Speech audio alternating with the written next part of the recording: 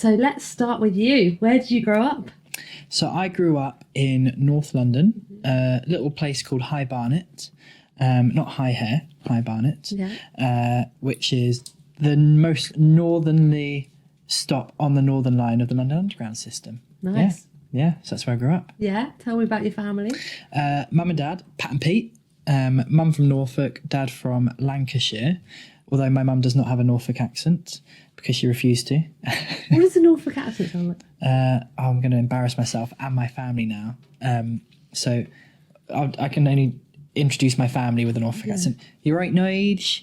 How are you doing? Oh, okay. Got a few of those going on.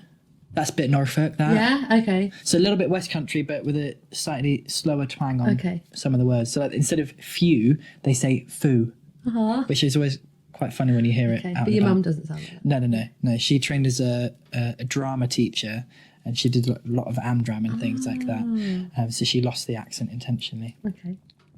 So they were both teachers, so I grew up around teachers. I rebelled against the school system as a result because my parents were teachers, and lo and behold I ended up as a teacher, just in a slightly different way anyway. So it's in my blood. My parents were teachers, their parents were teachers as well. My mum's dad was an art teacher, fantastic artist. That skipped me. My mum's a good artist as well, actually. But you do like a bit of art. I love a bit of art, but I like buying it. I'm not very doing it. No, I do actually. I really like doing art. I'm just not good at doing the art. So I have really nice ideas, I think, but cannot paint for toffee. So yes, that was them. Normal family. Got one older sister. She's a couple of years older than me. She's absolutely killing it in her career. She's amazing. She always wants more time with me, and I don't give it to her because I'm just busy, which I always feel bad about.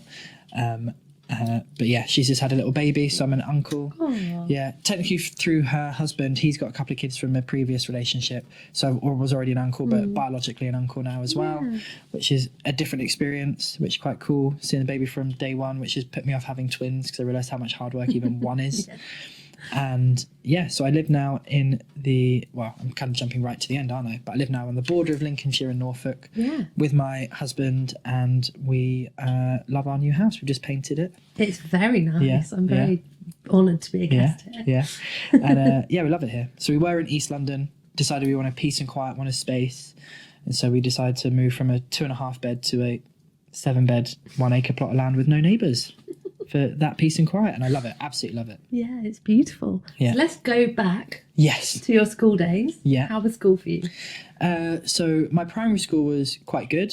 It was a one class school, so quite a small school. Not one class, each year group only had one class, so it was quite small, which was quite nice. It's just down the road. So I had au pairs that used to look after me because my parents were teachers as well, so they'd have to go to school, different schools to mine. So we'd have au pairs that looked after us, which was quite good because I was automatically meeting people every year from different countries, which I think maybe helped inspire a bit of a desire to travel. I always wanted to learn other languages, but I was terrible at them as well. So English is the only thing I can talk, and a few swear words and a few other choice languages as well. So yeah, I was always around people from other cultures. My parents were very social people, so I became a very social person as well. I was very much used to them entertaining, having people over, godparents, things like that. So that was primary school. Then secondary school, went to a bigger school, which was a bit of a culture shock. Went to one which was not down the road, so I had to get a bus and everything like that, which is definitely character forming. Yeah, but also now I refuse to get buses. Lots of traumatic events on buses with the older kids. I don't know. Every time on the school bus on the way back, there was always older kids kind of giving you grief or whatever. Yeah. But which was quite fun sometimes, but sometimes it just was a bit of a stressful experience. But now these kids have all got phones and stuff, so they've got all that to deal with on the bus. And yeah. So I quite enjoyed school. When I was in secondary school, I was part of... I grew up very Christian. My parents weren't particularly super Christian, but I kind of chose it. So in my teen years, I was very heavily involved in the church. And so I was, set up a Christian club. Well, actually, I joined a Christian club and then made it go bigger because that's what I seem to do. That was quite good fun, but I never really fitted in at school. I think because of having that Christian element and that faith element to me, which a lot of people didn't, it automatically separated you. People felt like you were judging them, which I probably was, to be honest. I didn't think I was, but if you do have a particular worldview and other people don't match it, then you do automatically create a separation between you and them. So even if you don't feel it, they do, because they're aware of what your belief system is, and this isn't right, that isn't right. Snogging girls, sleeping with girls, whatever it was back then wasn't right. Smoking. I remember one of my friends secretly smoking, sinning, and he refused to tell me. I was really upset that he not told me he was smoking. I was like, I don't really care. He was like, yeah, but you're Christian. I was like, yeah, okay, fair enough. What drew you to the church then? Oh, no, that's a deep question. Partly community. I think in later years, I've done a lot of therapy and self-reflective work, and I basically had a lot of trauma as a child that I wasn't aware I had. And one of the things that trauma can do is it can force your brain into needing safety. And one of the ways that it creates safety is it creates black and white. So what the church offered me, I didn't realise this back then, but what it offered me is very much a black and white, clear rule system that I could make myself feel safe within. Now, I don't think that's what it is for everybody, but that's what I think in part it was for me that attracted me to it. And then through the local church, we had youth groups, which was quite fun, place for me to belong, feel connected, whereas at school I didn't feel very connected to my own family at the time. So again, church provided me a place to feel connected and a sense of family. And again, none of that is really my parents' fault. It just is what it is at that point in my life. So I got very involved in the church. I'd go on summer camps with the church, and through the church I was speaking a lot in front of people, teaching, training, mentoring about Bible things. But I got very comfortable being in front of people as a result of that.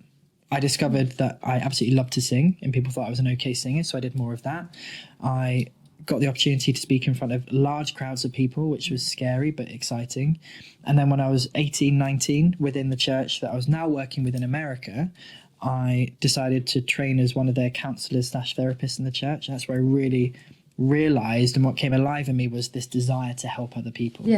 And so it was actually when I was going through the process of training to be a counsellor that I realised I had my own issues, which is often the case. So anyone who's doing counselling work in any way will end up having to go through their own counselling as well as part of the process. And I suddenly realised, I've got all this crap that I didn't realise about, and it all started to unravel in my early 20s, which was good fun. So what happened when you left school? So I left school. I decided to do a gap year when I was 18, not to do the usual stuff of travelling around the world, because remember I was very heavily involved in the church and travelling and drinking and sinning all over the place. I mean, it sounds like a great laugh now. I decided to do a gap year at a church in Sheffield. So I went to Sheffield. I did this like character development year where you were helping the local community and helping the church do whatever they were doing within the local community, which was great. It was lovely, and learning stuff about spirituality and the church and the Bible and all of that. So I really, really enjoyed the year. It was a tough year. Again, I didn't really feel like I fitted in. Wasn't quite everything that I felt like I was, but it was still really good. And it was in that year that I discovered this group in America, and that's when I started traveling to America a lot to do training with them. So I left school, did that gap year, and then a year later I decided I really liked Sheffield, so I wanted to stay. I hadn't planned to go to university at all. I just was going to be working in the church, and decided to go to university. Decided to stay at university in Sheffield, where I did sociology. So I did a sociology degree, spent 3 years there, met incredible people, loved them to pieces. Most of whom I don't speak to now because of who I am now, and that doesn't fit in with their worldview, which is a shame because I love them to pieces, and we had a very, very good community and a very good friendship back then. Yeah. What worldview was that? That was very, well, I'm not going to say small-minded, but they don't think that being gay is okay, that they're right, you're wrong. Very rule-based system, very religious. A lot of them don't drink, anything like that. So you hadn't come out at that stage? No. So I was 26 when I came out. Yeah. And a virgin as well. Can you imagine me? Anyway, yeah. Okay, so you have a sociology degree. Sociology degree, and I've got a master's degree now as well in theology. So when I left uni, I moved back to London, and I didn't know what to do. So one night I had a dream that I was doing a master's. So I applied to do a master's at the local theology college and got accepted. Nice. So I did that for a year whilst working in retail. Okay. Yeah. Amazing. How was theology? Where I was back then, I loved it. Yeah. Absolutely loved it. I actually really like learning, and it ignited that learning desire in me and reading and everything like that, which I've continued with today. Like I absolutely love learning and reading stuff and applying it and thinking about what I think about what I'm learning. So yeah, it was really, really good. Really, really enjoyed it. And when you were doing that, where did you see your career / life going? Still at that point working in the church. So there was a big plan for me to actually move over to America because I became ordained in a church over there. So there's a big plan to have me move over there and basically set up churches and build churches and a whole network of churches over there. So that was the plan. There's a universe where you're doing that. Yeah, there probably is a universe where I'm doing that, yeah. And I'm probably having a great time. Yeah, preaching, yeah. And again, it all comes down to my internal core values of empowering and helping people. That's why it was, in a way, a good fit. Although it was damaging in certain ways for me, it was amazing for me in other ways. And I think if I wasn't who I was from a sexuality perspective, I would probably still be there. Wow. Because I loved it. Yeah. What a big shame for the church. What a shame for them, yeah. But it's a great news for the trading world. Exactly. So there we go. So I'm always going to find myself in a position where I'm helping people. Yeah. That's never not going to be where I'm at. Yeah. So whatever I end up doing is always going to have that element. Yeah. Whether it's making me money or not making me money is kind of irrespective. Yeah. It's always what I'm going to want to be doing.